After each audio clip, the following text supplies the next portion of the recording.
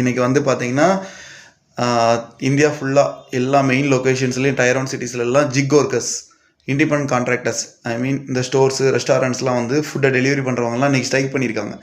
ஏன் அப்படின்னா அவங்களுக்கு வந்து பேமெண்ட் சிஸ்டம் சரியில்லை, 10 நிமிஷத்தில் வந்து டெலிவரி பண்ணி முடிக்கணும்னு சொல்லிட்டு இன்ஸ்ட்ரக்ஷன்ஸ் வருது, எங்கள் உயிரை பணைய வச்சு பண்ணுறோம் அப்படின்லாம் சொல்லி பண்ணியிருக்காங்க. அவங்க வந்து ஒரு ஹோட்டலில் வந்து ஒருத்தங்க ஃபுட் ஆர்டர் பண்ணுறாங்க. இவங்க அவங்க இடத்துலேருந்து ரெஸ்டாரண்ட்டுக்கு போகிறாங்க, அதுக்கு எந்த பேமெண்ட்டும் கிடையாது. ரெஸ்டாரண்ட்லேருந்து அந்த ஃபுட்டை சேர்க்க போகிற இடத்துக்கு அந்த ஸ்விக்கிக்காரனும் சொமேட்டோக்காரனும் வந்து பேமெண்ட் கொடுத்துட்றான். அப்புறம் அவங்க பேமெண்ட்டை முடித்து அந்த அந்த டெலிவரி முடிச்சுட்டு பழையபடி அவங்க வந்து வேறு இடத்துக்கு டெலிவரி போகிறாங்க, இல்லை அவங்க ரிட்டர்ன் பண்ண வராங்க, ஒரு ஃபுட்டு டெலிவரி ஆகல ரிட்டர்ன் பண்ண வராங்க, அதுக்கெலாம் பேமெண்ட் கிடையாது.